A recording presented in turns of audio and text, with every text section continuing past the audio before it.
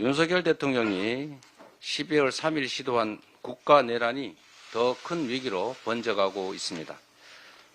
우리 국민의 수준 높은 시민의식과 국회가 힘을 모아 비상계엄은 해제됐지만 끝내 탄핵이 일시적으로 무산됐습니다. 미국은 즉각 헌법에 따른 민주 절차가 작동해야 한다고 목소리를 높이는 등 국제사회도 우려하고 있습니다. 뉴욕타임즈 같은 외신들도 입을 모아 한국 정치 격변이 연장됐다고 우려합니다. 정치적 불확실성이 국가 신용 등급에 미치는 부정적 폐해가 매우 큽니다. 현재 우리 외환시장, 주식시장은 계엄 선포 이후에 계속해서 큰 충격을 받고 있습니다. 지난주에도 3일 만에 큰 규모의 외국인 자금이 빠져나갔습니다. 지금 보시는 것처럼 원달러 환율이 지금 계속 상향하고 있습니다. 코스피, 코스닥 마찬가지입니다. 안타까운 것은 이런 현상이 우리 경제의 근본적인 문제 때문이 아니라 당리당략적이고 근시안적인 정치 행위 때문이라는 것입니다. 다행히 우리 경제의 펀더멘털은 튼튼합니다. 수준 높은 기술과 역량이 있기 때문입니다.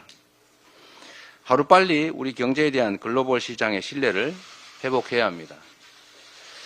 지난주 수, 목, 금 3일간 주가지수가 폭락을 면하긴 했는데 그 주된 이유가 연기금에 엄청난 규모의 순매수가 있었기 때문인 것 같습니다. 연기금 같은 공공자금으로 계속 이런 식으로 주가를 떠받치는 게 한계가 있습니다. 외환시장 역시 마찬가지입니다.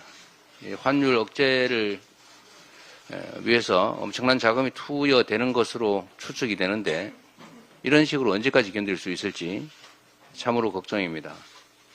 이로 인한 피해는 추후에 우리 대한민국 경제에 엄청난 부담으로 작용하고 그 비용은 결국 우리가 할부로 추후에 다 지급해야 합니다. 결국 국민들이 피해를 입는다는 것입니다. 오늘은 장이 시작된 월요일입니다. 이미 금융당국이 비상체제를 가동 중입니다. 무엇보다 시장의 불안을 최소화하고 시장을 안정화하는 것이 중요합니다. 그리고 현재와 같은 외교 불능 상태로는 가뜩이나 높아진 통상 파고를 헤쳐나갈 수가 없습니다.